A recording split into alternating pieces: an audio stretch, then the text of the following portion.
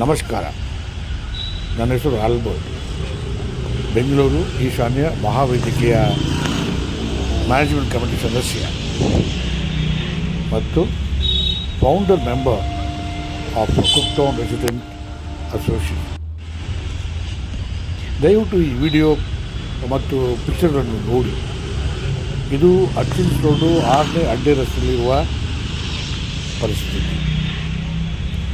ನಮ್ಮ ರೈಲ್ವೆ ಅಧಿಕಾರಿಗಳಿಗೆ ಏನು ಕೆಲಸ ಇಲ್ಲ, ಒಂದೇ ಒಂದು ಕೆಲಸ, ಗೋಡೆ ಒಡೆಯೋದು ಮತ್ತು ಕಟ್ಟೋದು.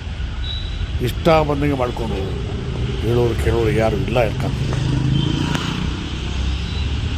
ಇದು ಒಂದು ಹೊಸ ಗೋಡೆ. ಈಗ ಅಂದರೆ 3 ತಿಂಗಳಾಗಿದೆ ಇದನ್ನು ಕಟ್ಟಿ.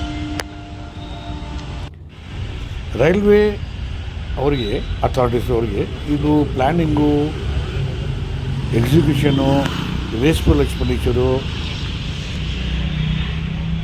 ಈ ಬಗ್ಗೆ ಏನೋ ಕಾಲೇಜ್ ಇಲ್ಲ ಅಂದ್ಬಿಟ್ಟು ನನಗೆ ಅನಿಸ್ತದೆ. ಇಷ್ಟ ಬಂದಂಗೆ ಮಾಡ್ಕೊಂಡು ಹೋಗೋದು. ಗೋಡೆ ಹೊಡೆದ ತಕ್ಷಣ ಏನಾಗ್ತದೆ ನಾವು ನೋಡ್ಬೋದು, ಕಸ ತುಂಬ್ತದೆ. ಕಸದಿಂದ ಬರೋ ರಸ ಅಂದರೆ ಲೀಚೆಟ್ ಅಂತಾರೆ, animal waste, discarded household items, ಆಮೇಲೆ ಗಾರ್ಬೇಜ್, ಇದೆಲ್ಲ ನಾವು ನೋಡ್ಬೋದು. It can be seen strewn all over, not only inside the railway yard or even outside the road. It's a common experience. After breaking down the wall, it takes several months to reconstruct the wall, despite mounting and exerting extraordinary pressure on the pressure on the concerned railway authorities.